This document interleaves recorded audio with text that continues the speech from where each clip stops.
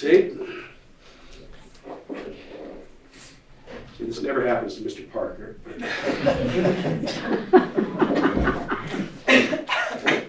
I don't know why, it just doesn't.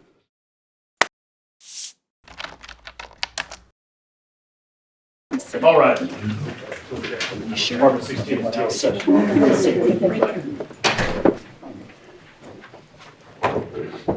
Please be seated. Good morning, everyone. Let's go ahead and set forth our appearances for the record. We'll start first with the plaintiff, and we'll move to the defense. Will Kemp, recommended to Plaintiffs. Good morning, Your Honor. Joel Odou and Will Kaufman, with Real Water Inc. with the lifestyle.com. Good morning, Your Honor. Scott Rasmussen and Ryan Flanagan on behalf of Hannah Instruments Inc. along represented by Street. Good morning, Your Honor. Rob Robbins from Milwaukee. All right, once again, good morning to everyone. And is there anything we need to address outside the questions? Oh, there was something I wanted to approach on, Your Honor, if we could. Yeah, we can approach.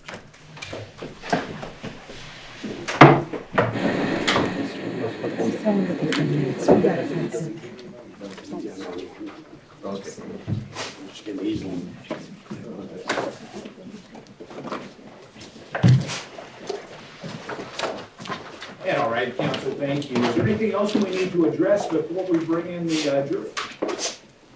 Morning. No. Okay. Is the plaintiff ready to continue? Yes, Your Honor.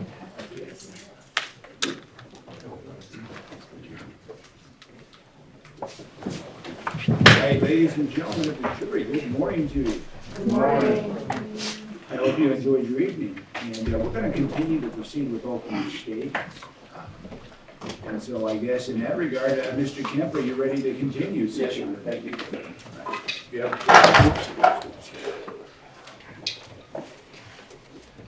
Good morning, ladies and gentlemen. Good morning.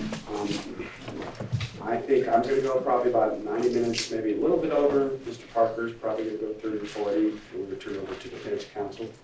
And hopefully we can get the opening statement done by 12:30. Maybe we'll bleed over till after lunch a little bit. And then we're going to try to call the first witness, maybe two. Okay.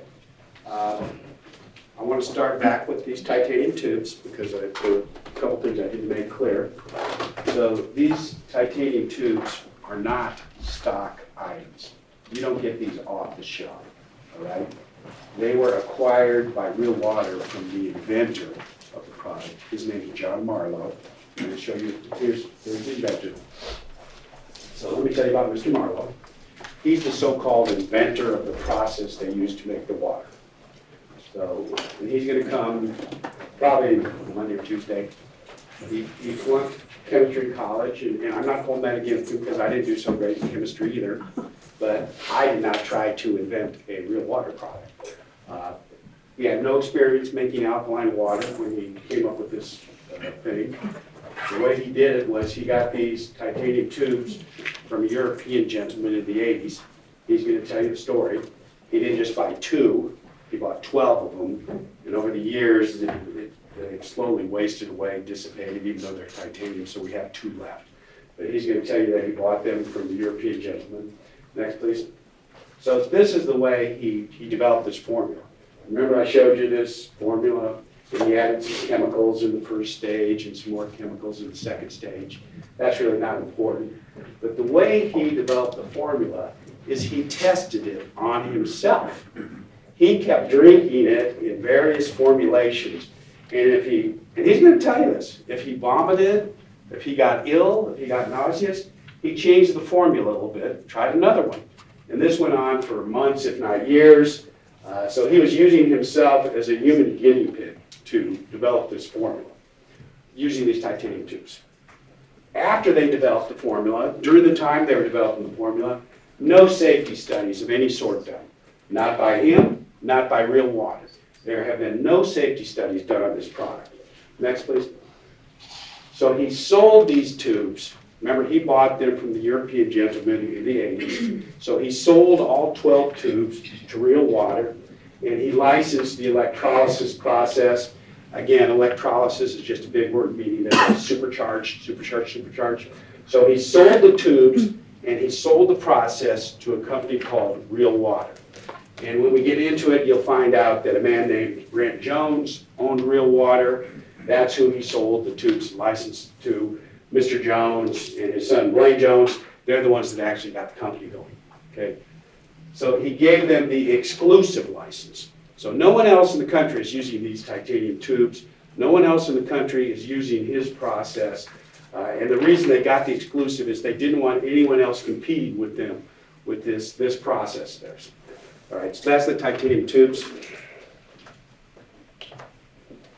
Now, I told you a little bit about Dr. Najim. I referred to him briefly.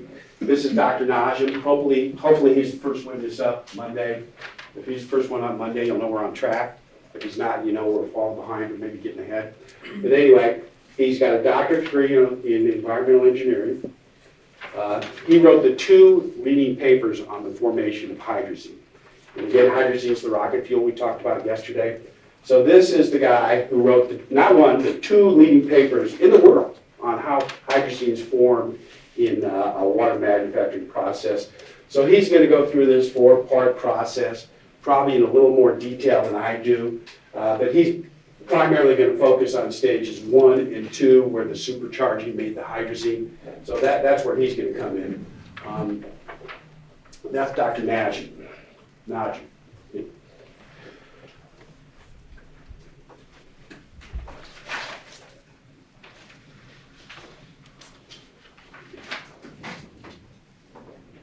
Okay, now let's go back to the 4th step, because this leads us to the meter case. So here we are in the 4th step. So we made the concentrate, juice. We mixed it in the first time. We mixed the concentrate. Did we bring in that 5-gallon concentrate thing? Do we have that? Can you get that? I want to show you 5 gallons of the actual concentrate. Eric will bring it in a second. So juice. So we make the concentrate. They make 75 gallons, and then they subdivide it into these 5-gallon containers, and I'll show you one in a second. Then they take the concentrate and they mix it. They mix the concentrate. Here's one of the concentrate. So what they did is, after they did the juice part, they made the concentrate, and then they put it into these little smaller things to, it's always a, alert spam, right? Isn't that always the way? So they put them into these little things, and you'll see it's labeled real water concentrate, okay? So remember I told you that the FDA tested 3 concentrate samples? So they took one from another, and they got the hydrazine results that I told you about. All right, so they take the concentrate, and then they mix it into the 300 gallons, and then they use the meter, okay? And we're gonna get into the meter in a lot of detail. So for now, just remember they use the meter, and the meter is what they do to decide whether to add more concentrate or not. You add more concentrate, you add more rocket fuel, all right?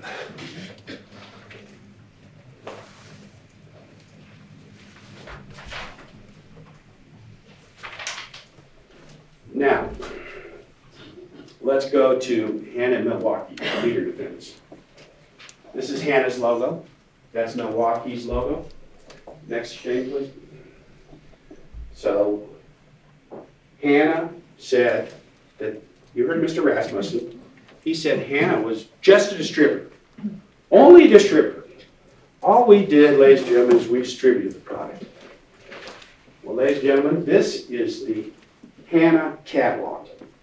Look at it. It's going to be in evidence. You're going to get a chance to look at it. So this is what just the distributor really does. They make 3,500, not one, not just this meter, 3,500 products, all the test equipment. Okay, some of them are pretty sophisticated, but this is what just the distributor really does. And I could go on and on. I mean, there's product after product after. Like I said, there's 3,000 here. Okay, so that's what just the distributor does.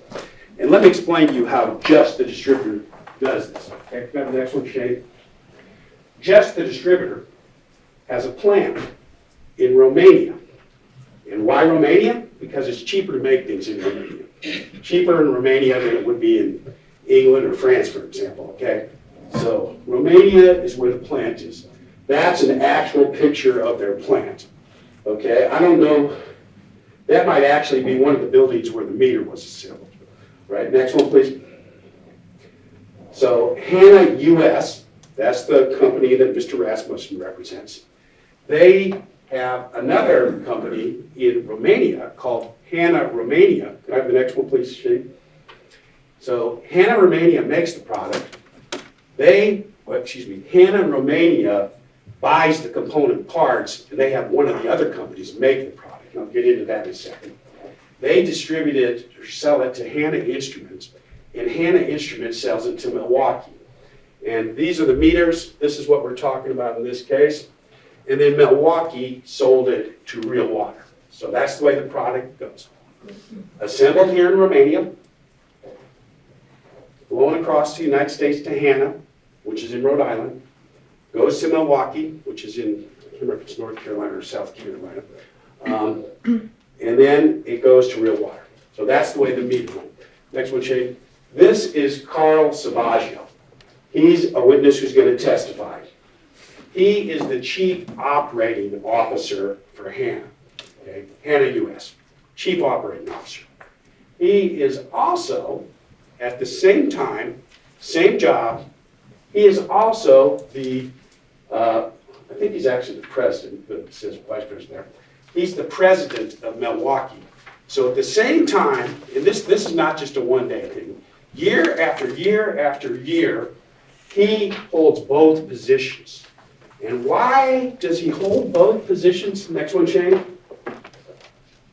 It's because these companies, they're all owned by the same holding company. So we have SID International and SID US. So you see that SID owns Hanna Instruments. SID owns Milwaukee. Okay, so, you know, they're different sides of the same coin, all right? So this suggestion that was made that we're just a distributor, I want to see the evidence on that. Because this is the evidence, okay?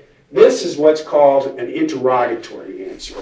So what happens in a lawsuit is we send written questions to the other side, and usually the written questions pertain to technical matters or details that we don't think one witness will be able to answer. So we just want to, you know, really the lawyers draft it up. So we send them a question, and they send an answer back. This is their answer. This is the answer that Mr. Rasmussen prepared. Okay. Hanna Instruments, Inc., a Rhode Island corporation, distributes Hanna orb meters, distributed by Hanna Instruments SRL. Okay, SRL, that's a, you know, in the United States we call corporations Inc., INC, Incorporated. In Europe, they call them SRLs. I can't remember exactly what that means, but when you see SRL next to Hanna, that means it's the Hanna Romanian entity, all right? So the Rhode Island company distributes the orb meters distributed by SRL in the United States. So like I said, Hanna SRL, Hanna Romania, sells it to Hanna US, and then they also distribute the Milwaukee orb meters to Hanna. So even though they're sister companies, that's what we call it when two corporations are owned by the same parent corporation, we call them sister companies. So the sister companies, Hanna and Milwaukee, one of them gets Hanna orb meters. In that catalog, there are a bunch of Hanna orb meters. They're different than the one in this case, but they're not part of the case. I'm just explaining why it says that they distribute two different kinds of orb meters. Hanna Instruments distributes orb meters to Hanna Inc., who then distributes Milwaukee orb meters to Milwaukee Instruments. Hanna SRL, the Romanian company, Hanna SRL purchases the materials and supplies, so they buy all the components, and there's really not a lot of components. There's the plastic housing, there's the probe, I will show you all the components in a second. So they buy all these components, they put them in Romania in those buildings I was showing you, those long buildings, and then they have workers put them together, all right? And the person that actually assembles it is called dosing pump. Okay, remember when we were doing jury selection, we got in this big argument about distributors, and the judge told you that, oh, it was done by a related entity. That's the manufacturer. Well, Hanna Romania buys the product, and then Dosing Pump assembles it. And Dosing Pump is also owned by Hanna. Okay, so it's all a big in-house operation. So Dosing Pump assembles them, and they use the materials again that Hanna Instruments SRL provided. All right, so that's what happened. This is their sworn interrogatory answer. They can't dispute that. You can take this to the bank. Okay, so we won't have any big issue in who did what, when, and where, because this is it. All right, I'll show you this at the closing. This is going to be it. So that's the relationship between these defendants.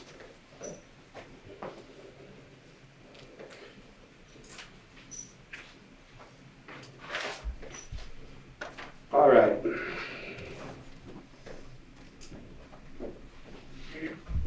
Now, I told you before that Hanna manufactures a lot of products. That's the catalog we looked at briefly, some of the products.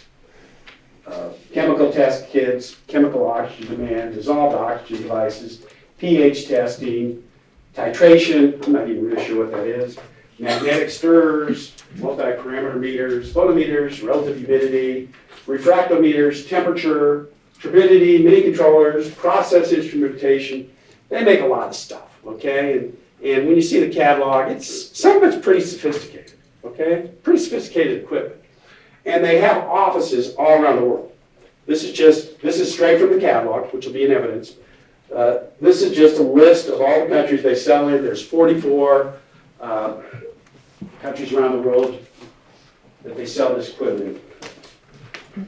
And this is the different type of, excuse me, ladies and gentlemen. I'm trying to be on this side because I know sooner or later I'm going to trip on that. It happens every case. So I'm just warning you, sooner or later I'm going to hopefully catch myself before something happens. Oh, see? See, this never happens to Mr. Parker.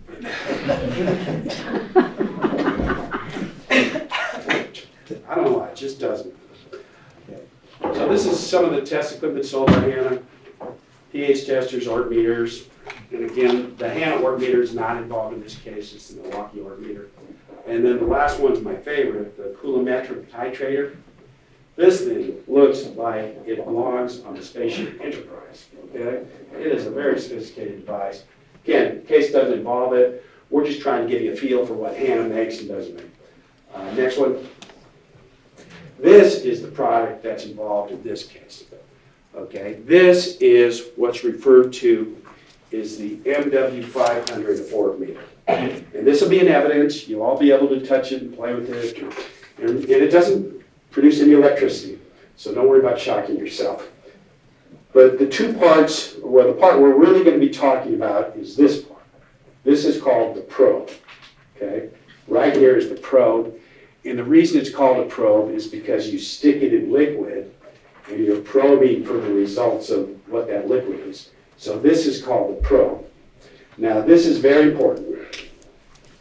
If you see right on the tip of the probe, do you see that little needle sticking out? Can we all see that? Again, you'll have this back in the jury box. See the needle? I don't want to point to you, but it's okay. So this is made out of I'll get it right. Platinum. Got it. Platinum. Yeah, I don't own any, so I can't say it. Okay, platinum. So the probe is made out of platinum, which is a very expensive metal. All right. To make the meter work, when you're measuring negative ore, you have to do what's called condition the platinum.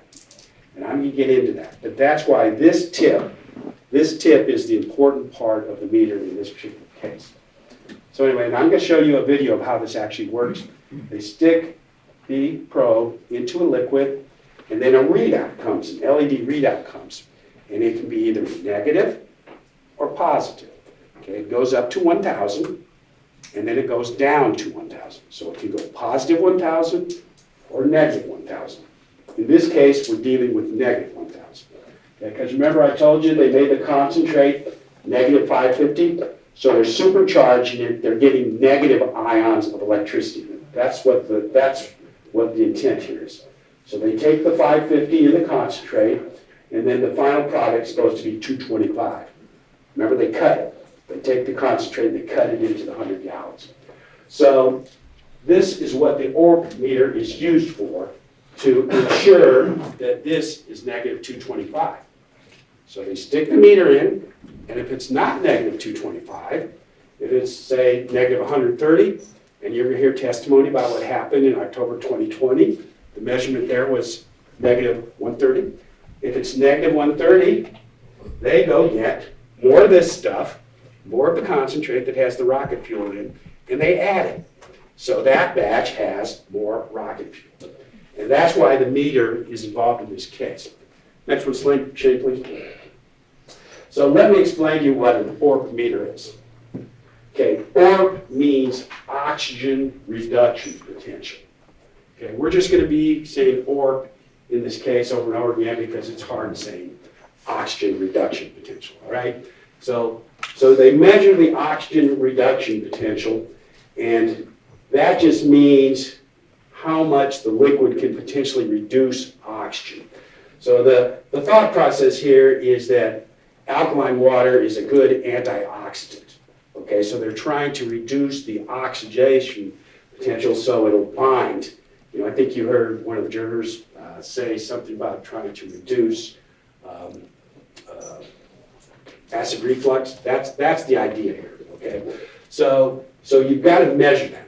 So the ORP meter takes the readings by taking this platinum tip and putting it into the solution. Next, please, Shane. So it's a testing device. So it can do positive or negative readings, like I said. Next, Shane. So when, you know, some people drink from the tap, I do. You know, I grew up here, I'm used to it. Some people don't. So when you take tap water and you stick one of these meters in it, it's going to have a positive reading, probably about positive 180, I think. But that's not what they were trying to sell. Next one, Shane. So you have different kinds of bottled waters. We talked about Dasani a little bit. So most, well, I won't say most, I'll say many bottled waters, such as Dasani, have a positive ORP reading. So if we took the meter and put it in Dasani, we would get positive 167. Next, Shane. So when we have negative ORP reading, that's the alkaline water. So remember I told you that they were trying to separate when they were doing the concentrate making process into alkaline and acidic. They're trying to make alkaline water. So they throw out the acidic, throw out the acidic, they get the alkaline, and they're using the ORP meter to make sure they have enough alkaline. Next, Shane. So again, this is the ORP meter, and we talked about the range. I said up to 1,000. It's really plus 999. I cheated a little bit, but it doesn't matter in this case because we're in the 200s, 300s.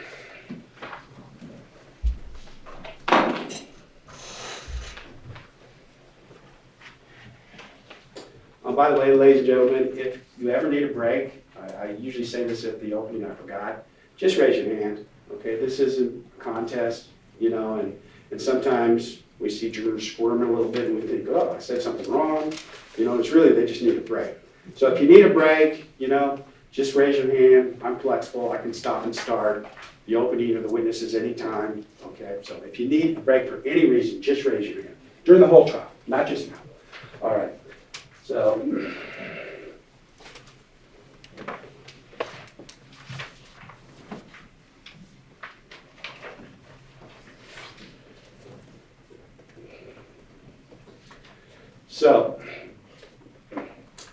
the central problem in this case is that when you use these ORP meters, they will read positive right out of the box. So if I want to measure Dasani 167, I could take this thing out of the box, put the battery in, put it in, no problem, reads positive. For negative, you have to do what's called conditioning. Okay, remember I showed you that platinum tip? That platinum tip doesn't work right for negative unless you condition it. So if you take it out of the box and you do negative readings, it's not the same thing as positive readings. And we're going to show you in a second how long it usually takes. It's about 13.4 seconds to take a reading. But if you take it out of the box and don't condition it, you cannot take negative readings efficiently. All right, next one, Jake. So that's just a process where they take the tip of the meter and they dip it into some kind of acidic substance. Okay? The two you're getting, okay, so for years, remember this Orion meter's been made 35 years maybe. So for years, they did it by sticking it in vinegar, all right? And they found out that there were problems doing it in vinegar. Gave inconsistent results. Next one, Shane. So to cure this problem, they came up with what was called a conditioning solution.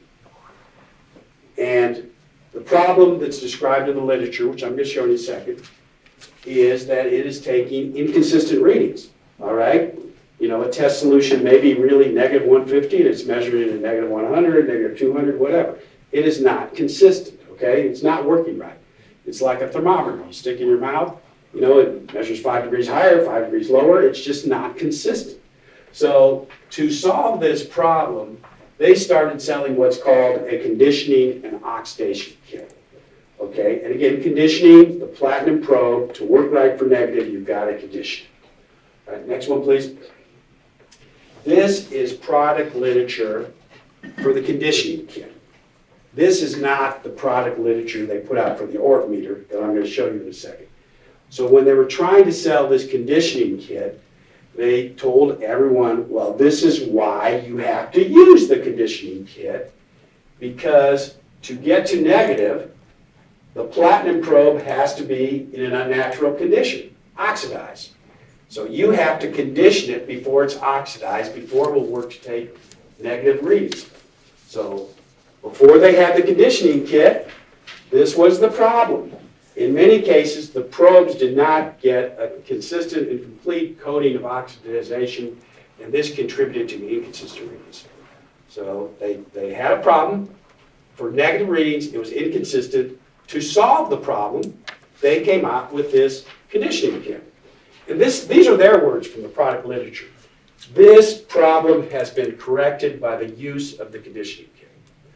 All right. Next one, Shane. So the conditioning kit was sold with the Orion meter. It was a combo package, okay? So I want you to think of this as a combination. Conditioning kit, Orion meter. They were used together, okay? And to highlight that they were a combination, the experts are going to use some analogies to famous combinations in history. Just so you see, an iPhone case, shampoo and conditioner. These are things you use together, okay? Shaq and Kobe, you remember they won 3 championships, and for some reason they traded Shaq, and then all of a sudden the Lakers went. So these are famous combinations. Peanut butter and jelly, Wayne and Garth, okay, I kind of like that one. Mac and cheese, one of my favorites too. Snoopy and Woodstock. So these are things that are intended to be used together, just like the meter and the conditioning kit. So, and that's a picture of the conditioning kit. Okay, basically you pour these things into glasses and you dip the meter in it, and that's what oxidizes the platinum tip on the probe. So this is the conditioning kit. All right, so they started selling these to Real Water. Eric, can I get my Real Water slide up? My sales chart. Okay, this one.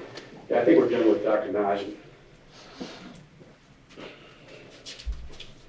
Yeah, I let Eric do it because I know we'll have the pie chart.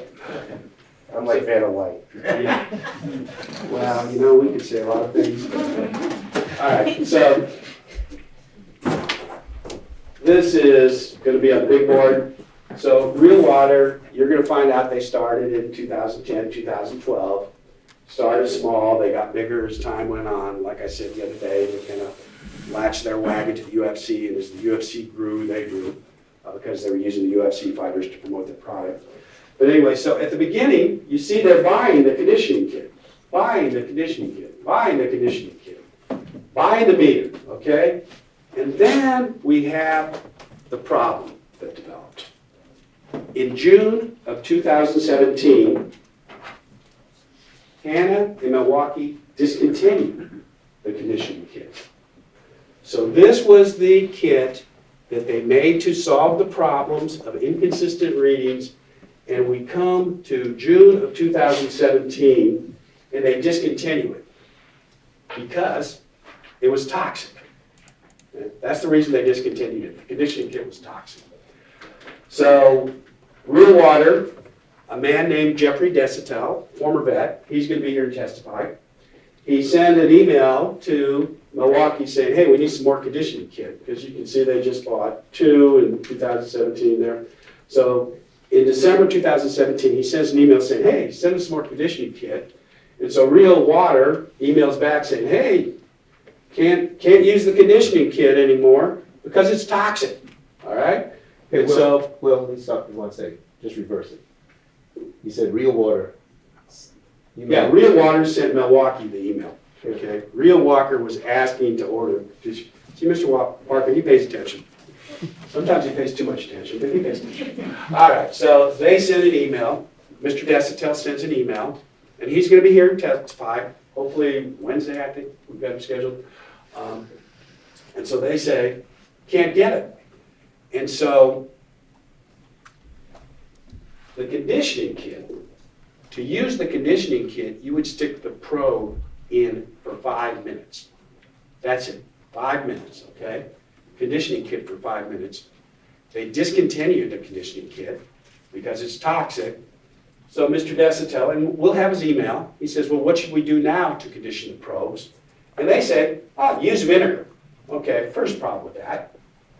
This was the same vinegar that they said was a problem that was cured by the conditioning kit. So they want them to go back to the vinegar. Second problem is they didn't tell them how long to put it in vinegar. So unlike 5 minutes with the conditioning kit, you're supposed to put it in vinegar for 5 days. Okay? Not 5 minutes, 5 days. So for years, 2012 through the end of 2017, Real Water had been using the conditioning kit, conditioning the probes by dumping them in there for 5 minutes. And we've got a video that proves they knew how to do it and that they were doing it right. And then they discontinued the conditioning kit. After that, they continued ordering the meters. Okay, and look at the quantity here, all right? So in the first couple of years, we're ordering 1, 3, 5, 2, 2, 10. And now all of a sudden we get to 2018, and they're ordering more and more meters. Why? We're going to have 2 witnesses come on, Mr. Desitel again, and Ms. Converse, which may be by deposition. And they're going to tell you that they had problems with these meters. We have another gentleman his name's Diego Mendingana. He's going to come on, I think by video, and he's going to say that he used these meters 20 different times and they gave inconsistent results, all right? So they had problems, so they kept ordering more and more meters, okay? Because they're not working right, which is good for Milwaukee, not so good for Real Water. But this just shows you, we're trying to show you here the sea change that happened. What changed, okay? They're using the meter, conditioning it right, and they're going to concede that prior to the conditioning kit being discontinued, that Real Water was doing it right. We have a video that shows that. So they're going to concede that. It's after the conditioning kit was discontinued that the problems started, all right? And I told you, Mr. Belsky's 2018, Mr. Haley and the Gallagher baby is 2019. The other plaintiffs are 2020. So it's after they discontinue this conditioning kit that we start having the problems in this case.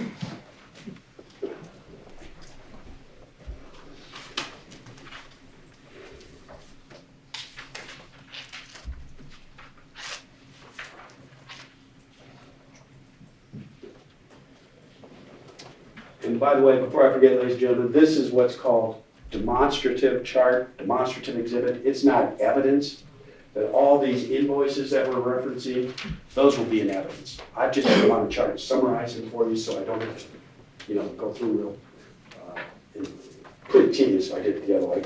So anyway, this is just a summary of what the evidence is going to be. But you will see all of them. We've got all the invoices. You will see each and every one of them. So, they discontinued the conditioning kit. And I told you that we had a video that proves that real water was using the kit, right? Can I see the YouTube video just flashing? This good-looking guy, at least I'm told he's good-looking, okay, I don't make these judgments. This good-looking guy is Blaine Jones. He is the son of the owner. Brent Jones was the one that started the company. Okay, he was the one that interacted with Mr. Marlowe, the inventor, and this is his son, Blaine. Okay, you will hear that Blaine was really the chief operating person. I don't want to say he was making the financial decisions, but he was in the factory, and he was the one that was in the secret concentrate room making this concentrate. So Blaine Jones was doing it. So this is a video he made approximately 2013, 2014, long before we had any problems in this case, okay? And the reason he's making this video, it's a training video. He's trying to send it out to other people across the country to set up their own little real water facilities. You know, because water, especially big water, costs a lot to ship, so it's more effective to have bottled water plants near big municipal or big cities. You know, like you're not seeing the water shipped all the way from here to New York or New York to LA. Usually the bottling water plant's relatively close within 2 or 3 states. So anyway, he's training people about the wonders of real water. But he's the person in the video, and again, he's in charge of operations. Next one, Shane. So in this video, he conditions a probe tip using the conditioning kit. Again, this is 2014. It's before they discontinued the kit in 2017. So we're going to show you the whole video, not now, but later. I'm just showing you a piece of it now. But they're going to admit that he's using the conditioning kit exactly right. All right. So can we go to the other part of the video? So he's using the meter to take negative orb measurements. And remember, the probe tip here, the platinum probe tip, was prepared using the conditioning kit. So this one works, no problem. This one works, all right? So I just want to show you what they were doing for 5 years. This is how the meter worked when they were taking negative readings for 5 years. This is how long it took. And in 5 years, I mean 2012 through 2017. All right, so Shane? So it's not practical. I mean, they're sticking this in a sample that they take after they mix it up. Where did that go? It went. So after they mix it up, they're sticking the probe in a little sample they take. You know, a worker is not going to hold the probe for hours or days till they get a negative reading. All right, I mean, there's a big difference between using a testing device in 13.4 seconds and hours and days. All right, so next one should. So they admit, I've said this already, they admit he's doing everything right when he's used the conditioning kit. Next. Or we have the video next. Okay, now I'm going to show you this twice. Or Shane's going to actually show it. But. So this is part of the test video. So take your E2. Stop right there. Okay. So this is the meter right here. Same meter I showed you. This is the meter. So he's giving this demonstration on how you measure mixed real water. Because see this little bottle here?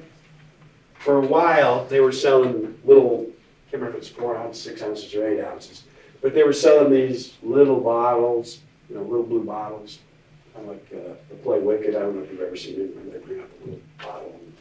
Anyway, so they're selling these little blue bottles, and you can make your own real water. So they were just selling the bottles. This didn't really take off, but so he's explaining how if you put the concentrate in water, and that's just water. He's colored it for a reason. That's not metallic residue or anything. That's just colored water. So he pours the concentrate into the water, and he's trying to measure the negative. Okay, he's trying to give people a selling point that they can use to go out and sell this alkaline water. Go ahead. Take your E2 concentrate, raw water concentrate, and you want to tell them to watch this part. Pay attention to the color of the water that you're going to be adding it to, and also the orb meter. It's going to change. It's going to have a little negative reading on the side there to switch from the positive to the negative. So So the reason it's plus 182 is right before this, he does the Dasani. He's trying to compare with Dasani. So remember I told you Dasani was 177. Okay, I was off by 5. Mr. Parker yelled at me during lunch. But, 182. So he measures the Dasani, and now he's trying to show people that if you use the real water concentrate, which again, same stuff here is in this little bottle. So he's using the real water concentrate, he's pouring it in the water, and he's giving a demonstration. Next, Shane. And you want to have them pay attention to this because this is the powerful, interesting part of the product demonstration. So you just take some of that, squirt it in to the solution. And you can see that color change and that negative charge in the probe now, or in the meter now. And that right there is a powerful demonstration. Okay, stop. So you see how it's still going negative? So this is, and we added that to the video, the stopwatch, we added that. That's not part of the original video. So from the time it was 0, you remember it was positive 180 whatever because of the Dasani. So from the time it was 0 to where we hit, looks like negative 178. Remember our objective is negative 225. So from the time he stuck it in there and it was 0 to that is 13.45 seconds. That's how long it takes your meter to measure negative when it's properly conditioned. Okay? And so I want to show it one more time because this is a critical Take your point. E2 Go ahead, Jane. concentrate, real water concentrate, and you want to tell them to watch this part. Pay attention to the color of the water that you're going to be adding it to and also the ORT meter. It's going to change. It's going to have a little negative reading on the side there to switch from the positive to the negative. And you want to have them pay attention to this because this is the powerful, interesting part of the product demonstration. So just take some of that, squirt it in to the solution. And you can see that color change and that negative charge in the probe now, or in the meter now. And that right there is a powerful demonstration. Okay. So it takes 13.45 seconds if the probe's properly conditioned. How long does it take if you don't properly condition it? Okay? That's the key. That's not a key issue in the case. We have testimony from a man named Jason Brown. He's the general manager of Milwaukee. That's his picture right there on the top right, Jason Brown. Okay, so he's going to talk, Kangen water is another type of alkaline water. He's going to talk about how you measure negative or the questions are phrased in the context of Kangen water because he had all kinds of emails back and forth from people trying to make Kangen water and they were having problems. So that's why the Kangen's in these questions. But go ahead and show it, please, Shane. In other words, a Kangen water customer can take it out of the box and start measuring negative ORP of Kangen water, correct? They can, but to get a negative reading, it's a slow process without oxidizing the probe. So, in other words, it will read negative RP, but it's going to take a long time to get that negative reading they're looking for without oxidizing the probe. And by a long time, you're talking about 4 or 5 days. I don't have a specific time out of the box of how long it would take to read negative ORP to the degree of measuring Kangen water. But it will read negative ORP out of the box. It just takes a lot longer to get that read. And how much longer? Are we talking I don't know. hours, days, months? What are we talking? Hours to days is what I would say. Okay, so if you condition the probe tip correctly, 13.4 seconds to get the negative reading. If you don't condition it, take it out of the box, hours to days. And just to highlight this, Jane, next slide, please. So here's what we showed you from the stopwatch, 13.45 when it's conditioned right. Mr. Brown, hours to days if you don't condition it. That's a pretty big difference. Okay? And you would think that knowing of this big difference that the manufacturer and the distributor, remember, Hannah's only a distributor, the manufacturer and distributor would make sure people knew about this potential problem, okay? You would think it would be in the product literature. This is the entire product literature for the probe. This is it. This is it. 4 pages, 4 by 5.5, 22 square inches, 4 pages. This is it. So this will be in evidence. You'll have a chance to read it. It won't take long. Won't take long. So first, remember I showed you the product literature when they're trying to sell the conditioning solution? They say, oh, here's a problem that we're correcting. You know, the probes aren't taking consistent and complete coating of oxygenation, and this just does inconsistent readings. So here's the problem that you have to properly condition the probe to avoid. In this product literature, not one word about that problem. Okay? So they don't tell people about the problem. Next thing. This literature doesn't say one word about how you're supposed to condition the probe. Doesn't say you're supposed to put it in vinegar. Certainly doesn't say you're supposed to put it in vinegar for 5 days. And we're going to have Mr. Desitel come up to the stand. Again, he's the former vet. He was the product manager in the 2018 time period. And he's military, okay? So he's going to say, if someone told me 5 days, it would have been a pain, but I would have done 5 days. But no one told him 5 days. And we're going to have other people, because they were doing it for 5 minutes, not 5 days. And that led to, and this is from the training video. This is another part of the 2014 training video. Clearly they understood that you were to soak it in vinegar for 5 minutes, not 5 days, because no one told them 5 days.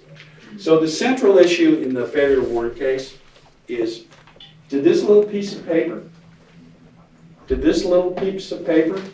either side, did this provide the terminology you're going to see is a fair indication of the hazard in this case, the hazard being the inconsistent readings and how to condition the probe. Was that told to real water in this little piece of paper? You know, and they're going to come on and they're going to say, oh, well, you know, everyone should have known this because orc meters are like scissors. Everyone's taught how to use an orc meter in kindergarten. But remember, this is an ongoing manufacturing process. Different people are ordering and using the orc meter. Mr. Desitel's there in 2018, and then finally he quits for, well, I'm going to let him explain it to you. And then we get the next production manager who lasts about 6 months and quits, and the next one who lasts about 6 months and quits. So there's a succession of people at Real Water that are involved in the manufacturing process. That's why you're supposed to put it in the warnings, okay? They're ordering these meters over and over again. They ordered 100 of them. This should have been in each and every package with the 2 warnings I've indicated. Okay? That's going to be the central issue in the meter case.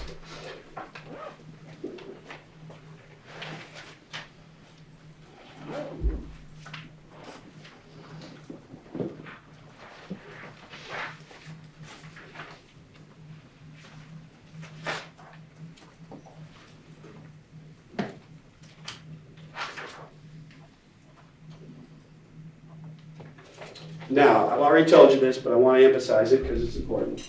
Next slide, explain. Depending on what the meter said, okay, what happened with Dr. Najim? Okay, remember step 4, Dr. Najim, where they're taking the measurement? Okay, so depending on what the meter said, they added more concentrate, more rocket fuel. So that's why the meter's so important. So the concentrate contains hydrazine, that's not disputed. Causes acute liver failure, not disputed. Dr. Kosnet back there is going to tell you all about it, hopefully this afternoon. So they measure the negative ord, not disputed. Next. So if it's negative 225, that's their target. You know, some of these canyon waters go up to 700, negative 700, negative 800. They really oxidize you, or anti-oxidize, I guess I should say. They were just trying for negative 225, which is high, but that was the target, negative 225. But if they didn't get the negative 225, they would add more of this stuff, all right? Next one, Shane. I think I've gone over that. Next one. So,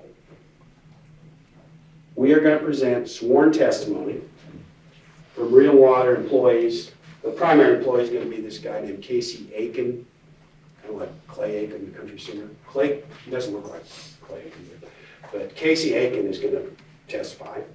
And he's going to admit that when he was making a batch in Henderson, that he measures negative 170. Do we have this slide coming up? Jake? Or am I way ahead of myself? You want the MMR first? Oh yeah, let's do the MMWR first. Okay, I showed you this already. I just wanted to show you, we don't have a constant series of acute liver failure cases, okay? See how it goes up and down? And why is that? That's because the meter is giving inconsistent results. Sometimes it's working properly, maybe. Sometimes they don't add the concentrate, maybe. Sometimes there's less rocket fuel in the product, so we don't have a bunch of people going to the hospital. It's inconsistent. And from what I've told you of the manufacturing process, I think you can see why the injuries are inconsistent. Okay, next one, Shane. So this is Mr. Aiken.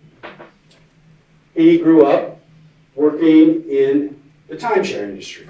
So he sold people timeshares, you know how they hustle you into those buses and they try to give you the 2-hour presentation and then you get, $50 off with Red Lobster or whatever the price is today. So he sold timeshares for decades before he started Real Water in 2020. And 2020 was a bad time. The casino shut down. People were looking for employment. And I give Mr. Aiken's credit. He took any job he could get because he wanted, I give him credit, all right? So he started working in the warehouse at Real Water. He's one of those guys that moved big boxes, Real Water, from the left to the right, to the left. So he was a warehouse guy. They decided to move the Real Water facilities. It was over there on Desert Inn, over there.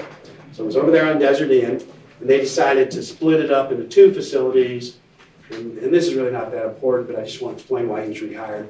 So they put one out in Henderson by the Ocean Spray Factory, and they put another one down in Phoenix. I think it was in Mesa.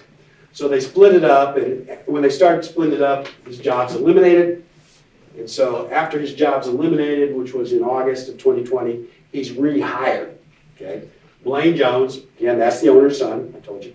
Blaine calls him up and says, hey, you want to come work at Henderson? You can make the water. Even though he never made the water before, and his previous experience was in timeshare. Next one, Shane. So he admits that he used it. We actually have the actual meter that we can bring in. So we showed it to him in his deposition. He admits that he used the MW500. And that's important because there's a lot of work meters. There's the more expensive ones that Hannah makes. There's other companies that make them. But he admits using this one that's involved in the case.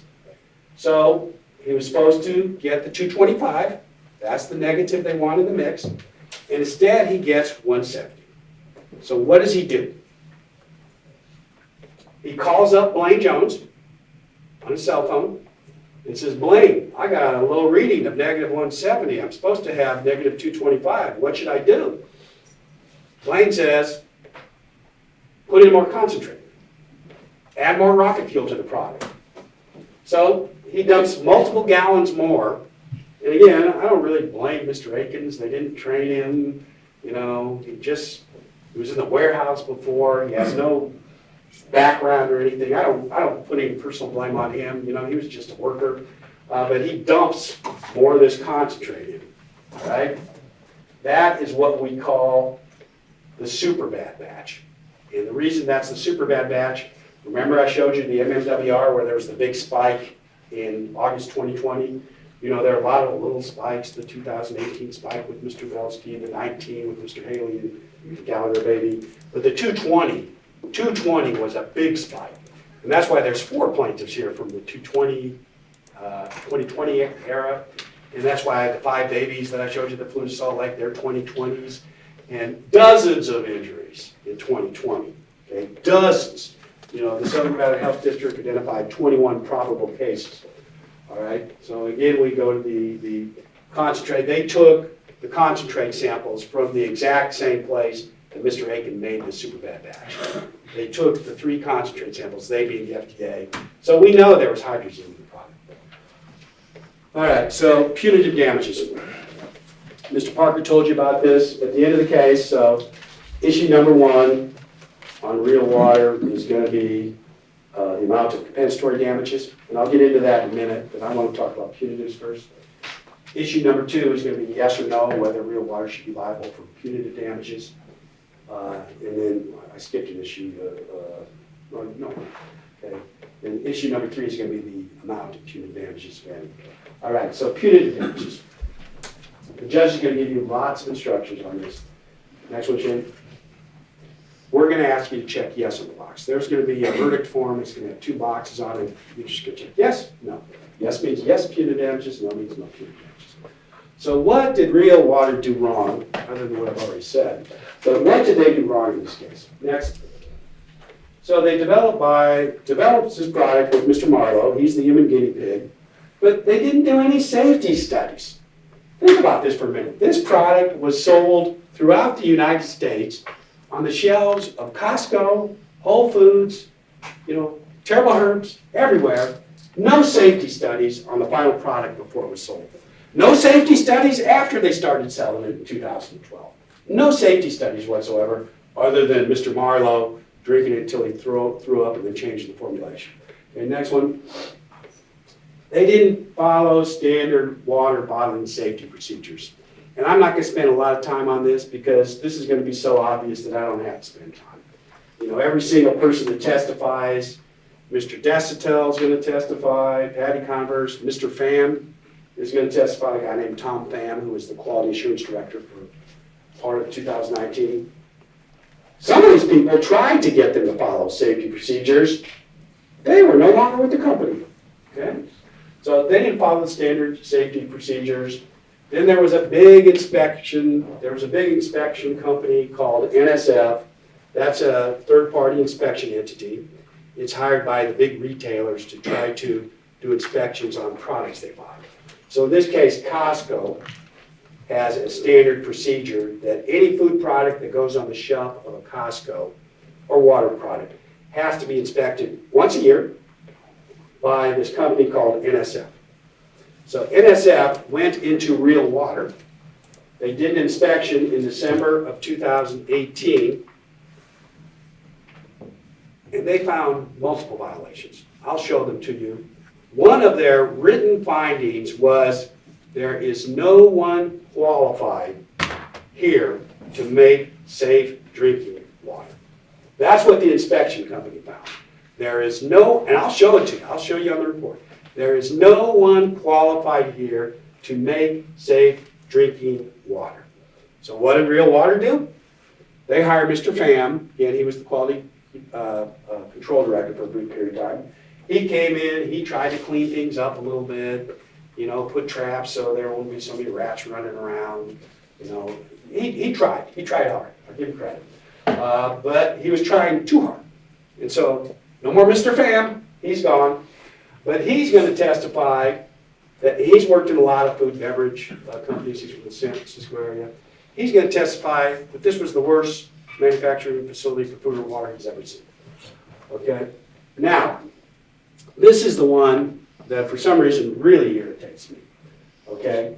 They did not document or investigate customer complaints.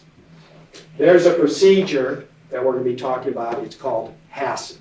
And some of you who have been involved in any kind of quality control probably at least heard the term HACCP.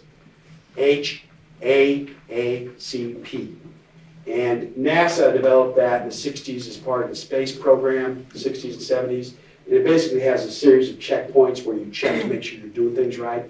So they have what's called HACCP guidance. One of the key principles of HACCP, which is the quality control program developed by NASA, one of the key principles is if you get a complaint from someone that's using your product, get some information, write it down, and investigate it. Okay? Makes sense, right? Real Water didn't do that. Real Water didn't do that. Next one, please, Shane. So they ignored dozens of reports. I think I might have to do this one myself. I wish I could get paid like Vanna White.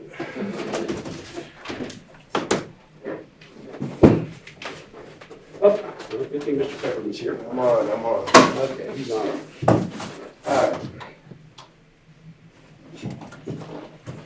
You know, I'm old school, ladies and gentlemen. You know, we used to use these boards all the time. We didn't have all this AV stuff. So I like to use boards still.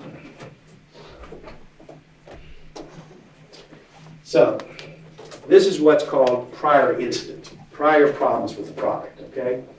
So again, this is a summary of prior incidents, all right? So, you know, they didn't document them all. You're going to hear what they really did. But these are some of them we know about. And some of them we had to dig out ourselves. So start with Mr. Marlowe, his stomach got upset. 2013, oily substance. 2 reports in 14, oily substance, strong chemical smell, gasoline. Are we seeing a pattern here? Okay. And, you know, does this suggest that maybe there was something in this water, you know, that we should investigate? Okay, substance in the water. We go to 2016, Mrs. Kessler. Bitter taste, all right? She's going to testify, maybe even today by video, it's a quick video. So she bought real water. This is where they bought the real water from. She bought it from a place called Bristol Farms in California. So she drinks the water, starts having problems, goes to the doctor. What happens? She has elevated liver enzymes. Remember I told you about those elevated liver enzymes tests? So she complains to real water. Miss Doran, she lived here in town, so she made 2 complaints. First complaint was she was getting sick, diarrhea, vomiting, and then her elderly parents, one of whom was on chemotherapy, come out to visit her. They're drinking the real water. They all get sick. The pets get sick. There's a lot of people you'll find who are feeding real water to their pets. So she reports that to real water.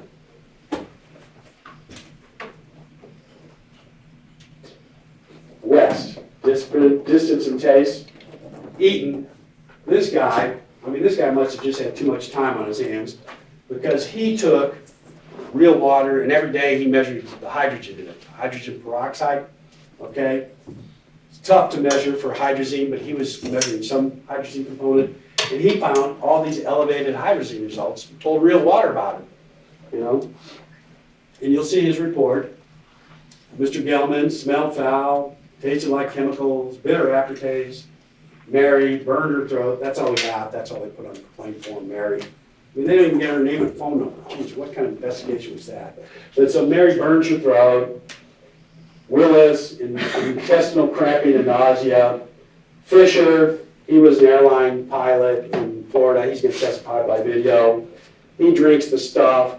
You know, 2 hours later, he's in the urgent care throwing up, nausea, tremors, memory issues. He's going to testify. These are all reports that they had in-house. Okay? They got these reports. And remember the CDC slide I showed you? These are the common signs and symptoms of acute liver failure. Nausea and vomiting, dizziness, weight loss, vision problems. Look at these complaints. This is what is being complained, these same types of symptoms. All right.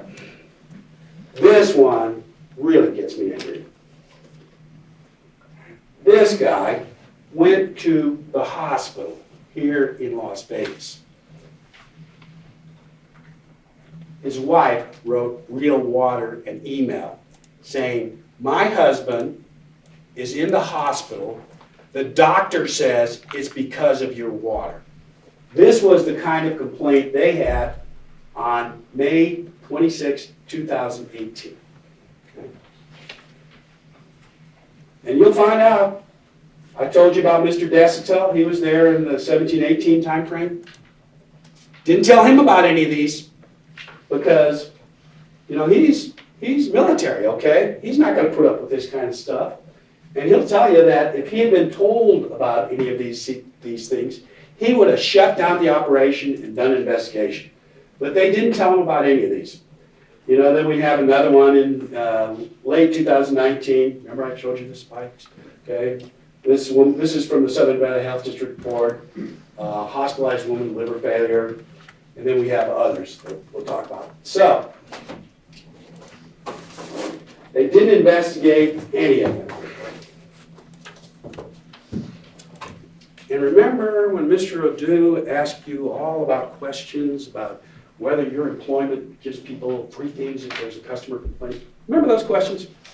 Okay, I'm sure you're wondering, what does that have to do with this case? Okay. Here's what it has to do with this case. Instead of investigating these problems, they sent all these people free water. That was the standard procedure. The receptionist was to send them free water. And we don't think that that was the appropriate thing to do.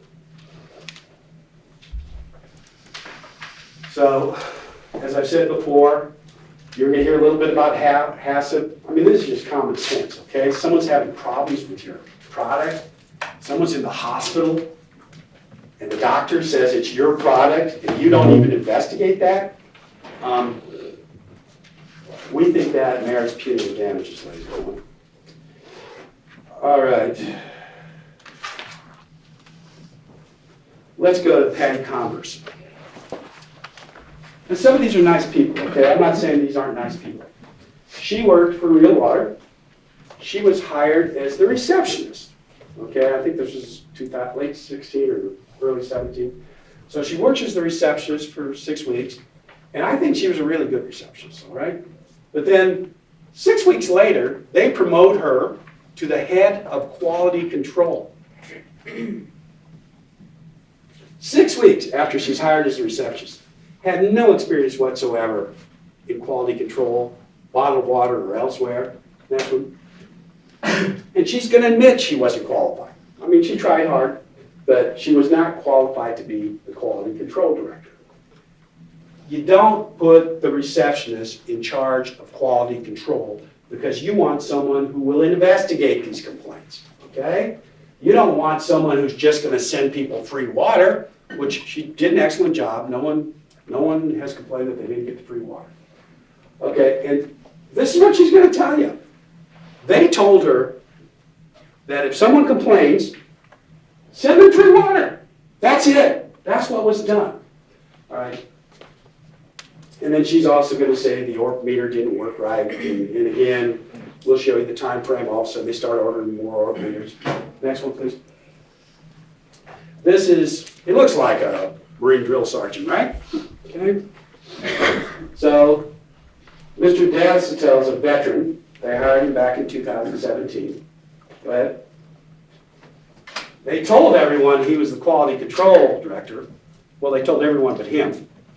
They didn't tell Mr. Dassel that he was the quality control director. He thought he was, production manager. But they told everyone else he was the quality control director because they have to have one, right? They got to tell people, oh, I got a quality control director. Next one.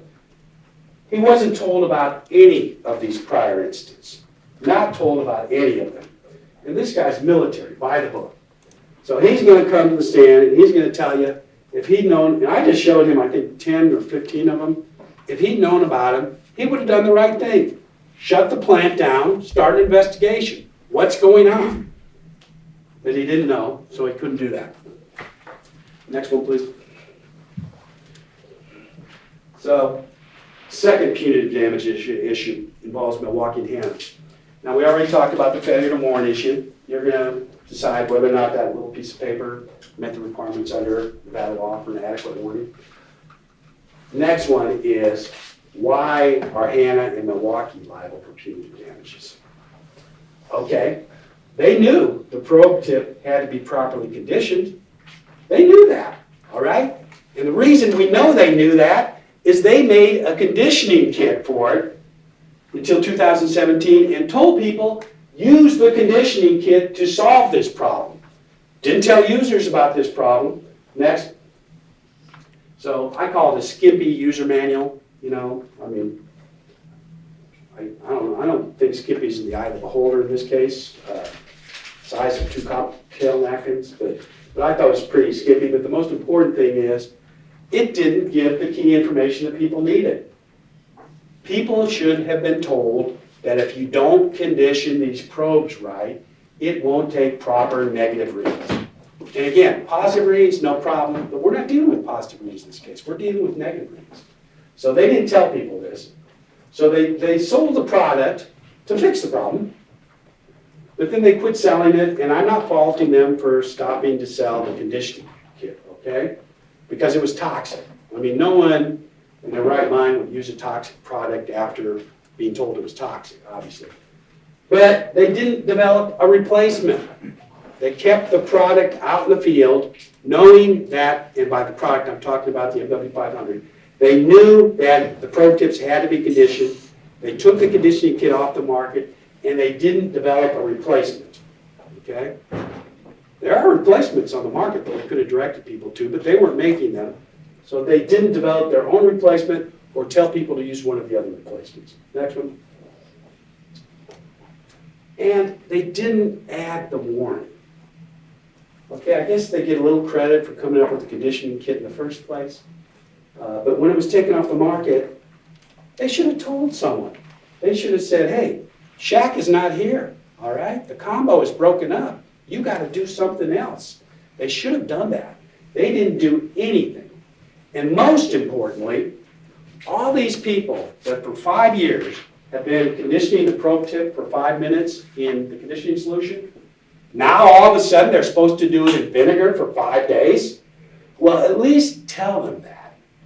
You know, Mr. Desitel will tell you he wouldn't have liked it, but he would have done it, all right? At least tell them what they should do. And that's why they have punitive liability. And then I told you we're gonna show you some emails. Mr. Desitel, I mean, he's military, all right? So he sent them emails saying, what should I do here? They sent him emails back, didn't tell him the danger, didn't tell him about 5 days. He's supposed to figure this out because you learn how to use scissors in kindergarten. So that's why we think that punitive liability. Mr. Parker is going to tell you about this one and show you the testimony about it. 18 months. Well, I don't want to steal Mr. Parker's thunder. You know, he will give me all kinds of grief. All right. So now let's go to the last issue of the case, which are damages. All right. So, you know, it's obvious that plaintiffs want as much as they can get, defendants want to pay as little as possible, all right? So defendants always use buzzwords like reasonable, and what that really means is don't give them much. So every time Mr. Odou says reasonable, that's what he's really telling you. But damages are important, all right? Because in our system, and the judge, I think, explained to you at the very beginning, we compensate people with damages. You know, we can't just erase the blackboard and say, let's start over again, don't fly to Salt Lake for the liver transplant. We can't do that. We can just, we can't bring Mrs. Ryerson back to life. All we can do is give damages. So I want to start with the testimony from one of the acute liver injury victims. Okay, and I'm going to play you some of the testimony to see what they went through. All right, now I'm not going to tell you who this is. Okay, I'm just going to play you the testimony. All right, and there's a reason for this. Start, please. The pain, confusion, and fear I have learned about acute liver failure and hepatitis over the last few weeks invokes the old phrase, I wouldn't wish it on my worst enemy. Did you bring anything else other than real water to drink? I might have had some other Gatorade or some other type of drink, probably.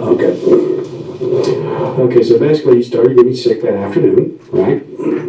Correct. And you say, quote, nausea came over me that night, unquote. Do you remember that? Yes. And in the morning, you had what you thought was, quote, food poisoning, unquote, right? That's what it initially felt like, yes. Skipping over a paragraph, it says, quote, next time I remember being reeled down the hall into a room with a doctor. Over the next few hours, I was given IV fluids. Next, the doctor told me my liver was shutting down and the next few days would be very painful. Did I read that right? Looks like it. So this would have been on Tuesday? Yes. So Tuesday, a doctor told you that your liver was shutting down, correct?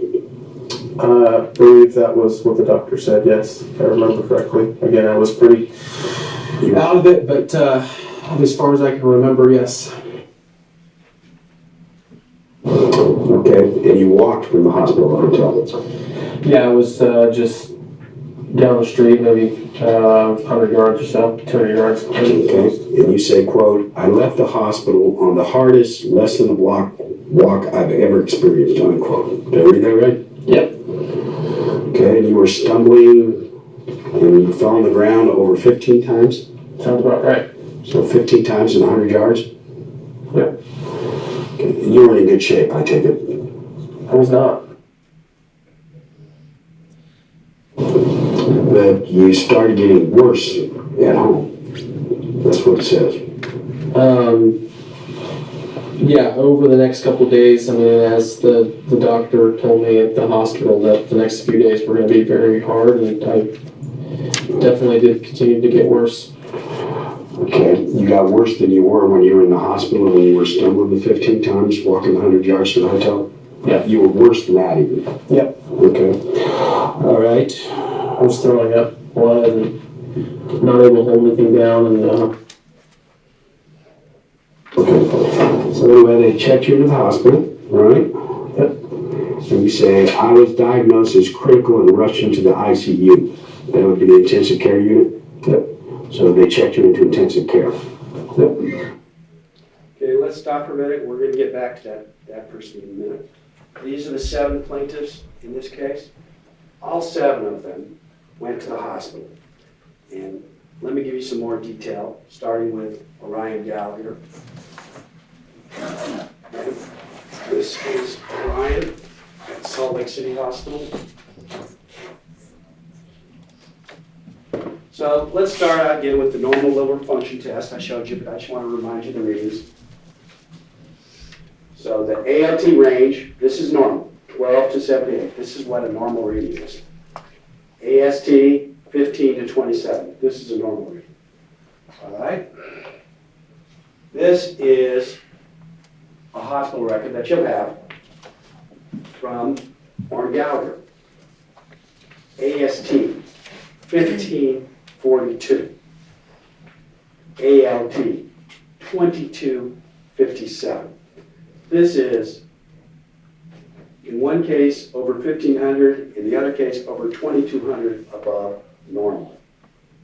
Acute liver failure, you see it right on the chart, and you see this big word, coagulopathy. You know, my dad was a doctor, he hated, I couldn't pronounce this word, but I'm having trouble. Blood problems, okay? Hypoglycemia, single episode of seizure. A lot of times they have seizure because you're not getting blood, so it causes seizures. So this is what Orion had at the hospital. And then we had acute encephalopathy.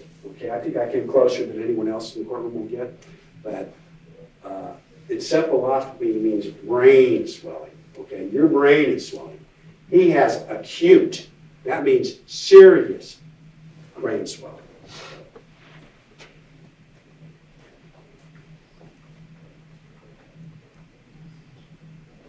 So this is back at Sunrise.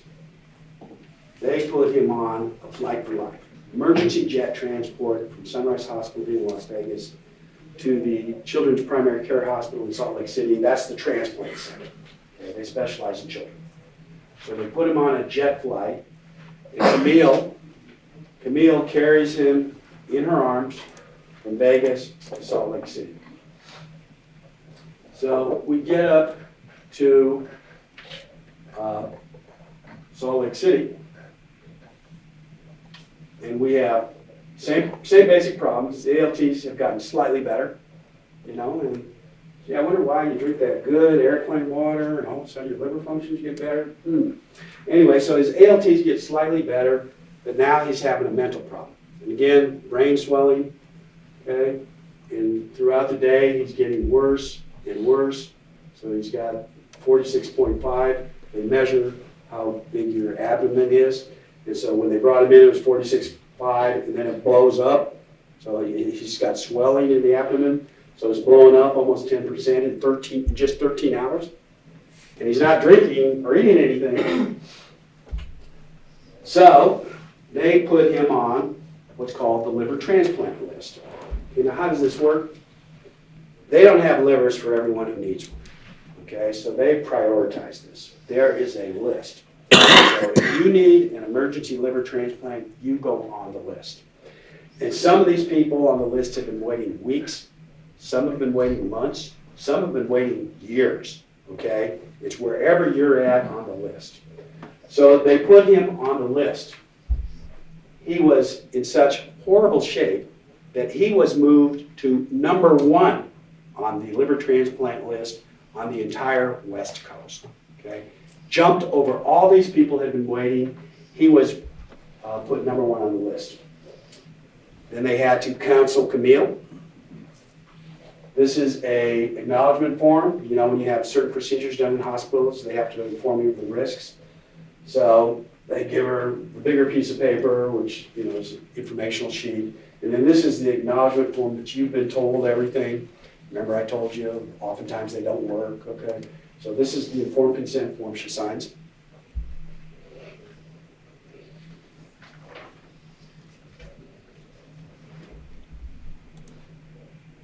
They were getting ready to do the liver transplant. It was either the morning of the transplant or the morning before. A miracle happened. Orion started getting better. He woke up that morning with a smile on his face for the first time in quite a few days. They measured his liver function tests. They're getting even a little bit better than the ones I showed you. Okay, so the doctors decided, let's hold off. Let's see what's happening. And again, he's not drinking real water now. He's drinking the good hospital water. He's getting better, all right? Finally, he got better to the point that they let Camille bring him back to Las Vegas. Didn't have to do a liver transplant. So this 8-month-old went from being perfectly healthy, number 1 on the liver transplant list, jetted up to Salt Lake City, and being allowed to come home. He's 4 years old now. He lives in Green Valley, and Camille's going to testify to some of the fears and emotions she had, especially during the night before they were doing that liver transplant. Anyway, that's her story. Let's go to the next plaintiff, which is Mr. Yu. You know, Mr. Yu and Mr. Botiz, I think they're having a contest over who can speak less to me. You know, they are both quiet guys, all right? So, Mr. Yu lives near Summerlin. He's a financial consultant. He had to be taken to Spring Valley Hospital. We'll find the exact date. On November 8th, 2020. He was one of the victims of the super bad batch. Remember I told you Casey made the real bad batch? Okay, so, and look at these. Okay, he didn't really, well, he got pretty high in the 10th or 11th. But the problem Mr. Yu had is he had constant elevated liver function tests. And I showed you the normal. So day 1, he's 684, 1561, 1653, 1700, 800.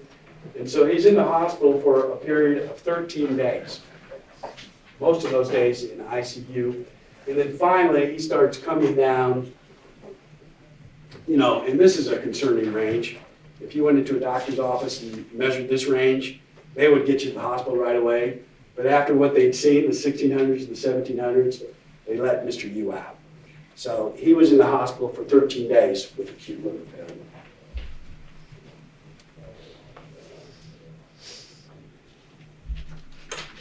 And like the others, Mr. Yu had the brain swelling, the encephalopathy, okay, brain swelling. This is the medical record, you'll have it. Cirrhosis of the liver, that just means liver failure. Encephalopathy, acute liver failure. Yeah, kidney injury too. This is from the discharge. They try to summarize the problems you had on the discharge papers. All right, next one, please, Chief. This is Mr. Botiz. Okay, Mr. Botiz was admitted into St. Dominican. Same thing with everybody else. October 12th through October 14th. Pretty young guy, 33 years old. At least I consider that pretty young. So he's in there for 2 or 3 days. Same problems, okay? But look at his ALT, and especially look at his AST. I mean, 6,640. So far, he's the winner, okay, in terms of bad liver function tests. And they've got the normal range there, 9 to 34. That's slightly different than what I told you, and I want to explain that really briefly. Different hospitals, different testing labs have their own ranges. They consider what's normal. So you see 54 is the high end here. It's higher. The other one I told you, I'm not cheating. I'm taking the highest one as normal. I don't have to cheat. Okay, so this says 554. But look what you got. 1498 ALT, 6,640 AST.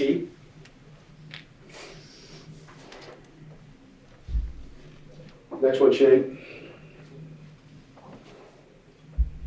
These are the 7 plaintiffs again. This is Mrs. Arnone. So Mrs. Arnone is the one I told you about, another 2020 case. So she goes to Southern Hills with acute liver failure on 11/2. Altered mental state, that's from the brain swelling, fatigue. She's had it for 2 days. Fulminant, that's another word that means acute liver failure. So they immediately sent her down to UCLA. Remember, the kids go to Salt Lake. Everyone else goes to UCLA, USC, Stanford, and maybe Colorado. So they sent her down to UCLA, to Ronald Reagan UCLA Medical Center. So this is a chart from the USA Medical Center. I mean, look at this. AST of 7,165. Mrs. Arnone wins this little contest, okay, having the worst liver function test. She had ALT of 1775, so they worked her up for a transplant. At her age, that's not really a realistic operation because you don't want someone undergoing a transplant operation that may not be able to survive it, number one. And number two, there's a limited amount of these livers out there, so they give them to the younger people first. So she was pretty low on the liver transplant list. But they evaluated her for the liver transplant operation. And just one more time, treatment this is the only thing they can do. Shane, why don't you just put them all up? Transplants are 4 to 18 hours worth of surgery. That's what they were afraid about with Mrs. Arnone. Even if she had qualified for liver, 18 hours of surgery down at UCLA would not have been a good thing for her. Let's talk about Mr. Belsky. Well, before we get to Mr. Belsky, and she has the brain swelling, okay? Pretty common symptom. So she's down at UCLA, can't give her a liver transplant because she can't get on the list and they don't think she's going to survive. So, pretty much they're just holding her hand and hoping. That's what they're doing. But then a second miracle happens. Mrs. Arnone starts getting better. So she gets better, and then UCLA says, okay, you can go out of the hospital, but we still need to see you. So she's down there for another 2 or 3 weeks of outpatient treatment. Now let's move over to Rich Belsky. Rich is sitting right over there in the white shirt.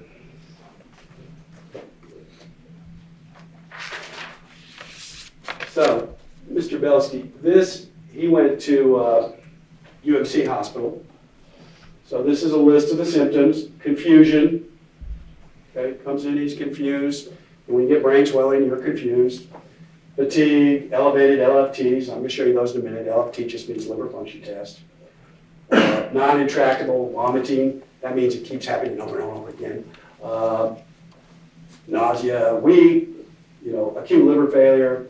He's not in a coma, which is a good thing, but they say improving, and I'm going to show you why this note's important in a second. And then the other word that my dad's going to be mad at me about, the blood problem, all right? Okay, next. So these, again, we're back to normal, and I'm using the normal chart with the high ends a little higher, just so no one can accuse me of cheating. So here's Mr. Belsky, okay? So Rich has on 5/27, 1625 ALT. The next day he's 1206. The next day he's 3704. All right, so ALT gets a little better.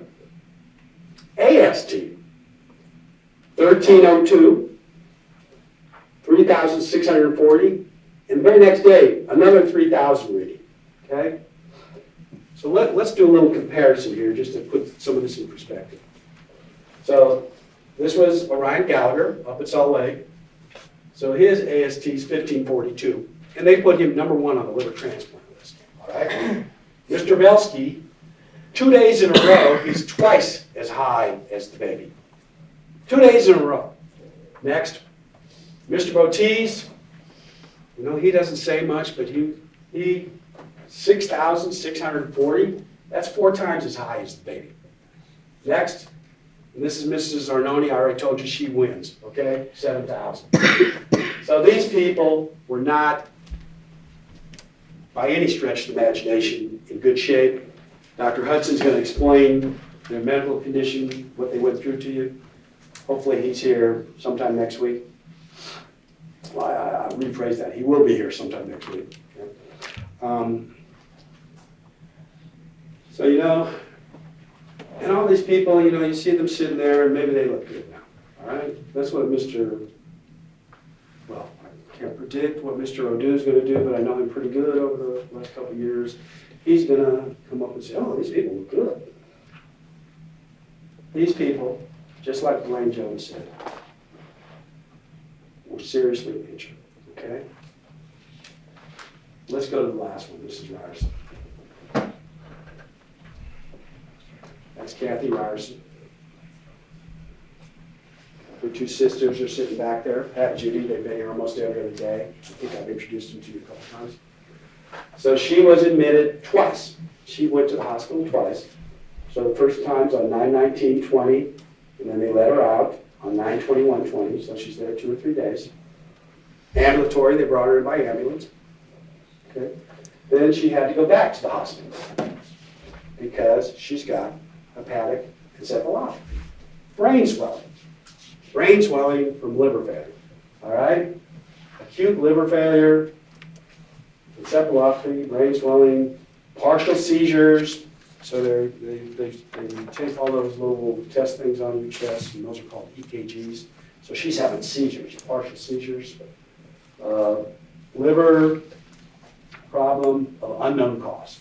So, I mean, the doctors don't know about this. I mean, really, the doctors are going to think it's rocket fuel and bottled water. All right, next one, Jim. So these are her readings. Pretty low, really. ALT of 102, AST of 1289. Pretty low. And she's in the hospital. Next, Jim. So let's put this into comparison. Mr. Babe Gallagher, who's on #1 on the transplant list, he's 1542. Ryerson, she died, 1289. These others, and I forgot to tell you, Mr. Parker's going to tell you about Mr. Haley. Okay, I'm not touching Mr. Haley. So Mr. Belsky, Mr. Botez, and Mrs. Arnone, they're all above the baby on liver transplant and Mrs. Ryerson who died. And I emphasize that point because these people were sick. They were critically ill, ladies and gentlemen. And back to Mrs. Ryerson. This is a picture of her in the hospital. And the doctors were heroic. I mean, this is still COVID going on, and the doctors still are trying to save her. And she's hooked up to all these various machines. She's getting oxygen. You know, they did everything they could to save her. But there was not a third miracle. Okay, this is her death certificate. And when they put the cause of death, this is kind of funny. You know, the first time people see this, they don't really focus on it. They do the death causes 1, 2, 3, 4. The last one is the cause of death. The fourth and final one is the cause of death. Okay, they list them in reverse order on these death certificates. I've never really figured out why. And so she died of acute liver failure, and Dr. Hudson will explain it in more detail.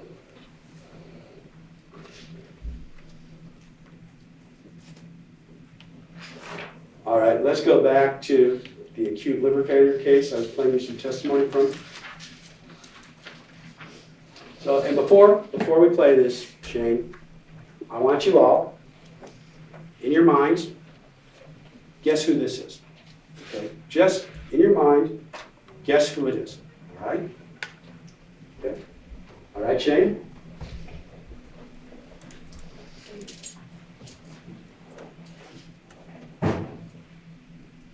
Stop. Blaine Jones. Okay? Who got it right? Come on. Okay. 1, 2, 3. All right. I guess it wasn't as much law and order as I thought. But okay. Blaine Jones, the son of the owner, the person that made the concentrate in the secret concentrate room. Blaine Jones drank real water and got acute liver failure. He's the one I've been playing the testimony from. They put him in the hospital, same as everybody else. His symptoms weren't quite as severe, but they put him in the hospital. And when they did the investigation, the Southern Nevada Health District concluded that he's also one of the probable cases. All right? Go ahead, Shane. I gotta be honest, I didn't think so many people would guess, so I thought I'd have to prove it to you. So there's Blaine Jones from the video I showed you. There's him from the deposition testimony, or that's him from the deposition testimony. So let's finish the silhouette, please. Let's finish the testimony. And how long did you stay at home before you were able to go back to work?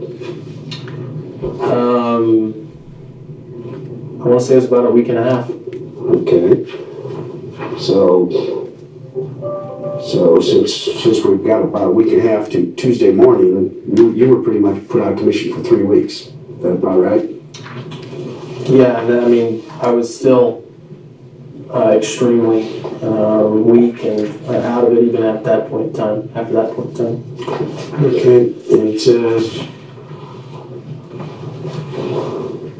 the next sentence it says, the debilitation of liver failure, I have been to hell and back. Did I read that right? Yeah, it was a very terrible experience. Okay. You wouldn't go through this again if I gave you $10 million, would you? Yes. This is evidence, ladies and gentlemen. What I say about compensatory amounts, what Mr. Odou says about them, that's argument. This is evidence, okay? This is the Vice President of Real Water's evaluation of what he thinks compensation would be for his experience, okay? So, and his experience wasn't as severe as what the plaintiffs went through. He wasn't put on the liver transplant list. He wasn't flown to an out-of-state hospital for liver transplant. He didn't have the elevated readings that Mr. Yu had. He wasn't super elevated AST reading like Mr. Botiz, Jeremy, and Rich Belsky. You know, he had a bad experience, but these people had a worse experience. And this is the amount that he places on it, okay? We're going to, at the end of the case, this is at the time, we're going to give you our ideas about what an appropriate amount is. But I just want to show you this, because this is the evidence. All right, so let's sum up briefly. These are the key, okay, let me show, go ahead. Shane, he likes to put things at me in some trials, you know. Missed one. Okay, son of the owner, charge of production for a decade, next. He made the concentrate in the secret concentrate room. He got the acute liver failure in October 2020. And again, the Southern Nevada Health District says, oh, he got it from real water. Okay. Next. So he told you what he went through, fallen 100 times, you know, all the hell and back. And that's what he said he thought his insurance would. So let's go through the key compensatory points. I'm just about done, so people want to go to the bathroom, give me 5 more minutes, okay? Okay, so the water had hydrazine in it. That's a rocket fuel, all right? No dispute about that, we got the FDA test. Next, hydrazine causes acute liver failure. Dr. Kosnick's going to explain this in a lot of detail, hopefully this afternoon. Next, all the plaintiffs got acute liver failure. No dispute about that. Next, one of the plaintiffs died. No third miracle here. Next. So the people that didn't die, ICU for days, sometimes weeks. You know, Mr. James Yu, 13 days in the hospital. Okay. Next. Only thing they could do is liver transplant. There's no other treatment option. You know, it's not like if you need blood and they pump you full of blood. That doesn't help you in these liver cases. Only treatment option is liver transplant. Okay, and so we got Blaine Jones. Had the exact same injury. Not as severe, but the same injury. He went through this experience, hell and back. That's his evaluation. So let's go through the punitive points real quick. So the evidence will show that Real Water got dozens of complaints, ignored them all. Standard safety procedures, HACCP, you're supposed to investigate these complaints for obvious reasons. Next. So they had other manufacturing problems that we'll talk about during the trial. You know, it wasn't just that they didn't have anyone on in the facility that could make safe drinking water. They had lots of other problems, which are going to come out during the trial. You heard about them, but I'm just trying to hit the key one. Next. So this was the meter was the meter is the only thing that they used to decide whether or not to add more concentrate. Next. And the conditioning I told you about, 13.45 seconds if it's conditioned right. Then you take accurate readings. Days, hours or days if you don't condition it. So manual, that little manual I held doesn't warn about this, doesn't say anything about inconsistencies. You'll get the manual. Next, please. I told you they sold the conditioning kit. They discontinued it because it was toxic. No replacement. No direction to customers to go buy from another source. Not one word. Okay, and then they didn't change the union man, knowing people had to go back to vinegar because there's no conditioning kit anymore. I mean, who's going to use a toxic conditioning kit? So knowing people had to go back to vinegar, they didn't tell them to put it in vinegar for 5 days. Okay, how simple would that have been? All right. So those are why we think punitive damage should be issued against both Ann and Milwaukee. And I'd like to thank you very much for your attention. As you can tell, I tried to keep things moving, and I promise I'll try to do that through the entire trial. And I appreciate the time commitment you've given us. And again, I thank you very much. All right, thank you, Mr. Kemp.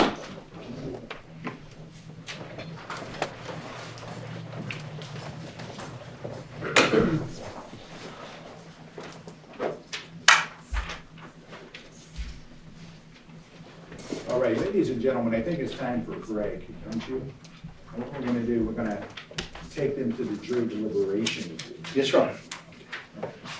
And so, ladies and gentlemen, you're admonished not to converse amongst yourselves or with anyone else on any subject connected with the trial, or to read, watch, or listen to any report of or commentary on the trial by any persons connected with this case, or by any medium of information, including without limitations, newspaper, television, radio. Remember the social media prohibition. I know we've gone over that a lot, but you can't post on social media during the trial. And last but not least, you're not to form or express any opinion on any subject connected with this trial until the cause is finally submitted to you. We'll take 15. You'll be in the custody of the marshal. Sir. Thank you, Your Honor. All rise. Please follow me. Jury is clear. Please be seated. Thank you. Okay, we'll be in recess for 15. Thank you.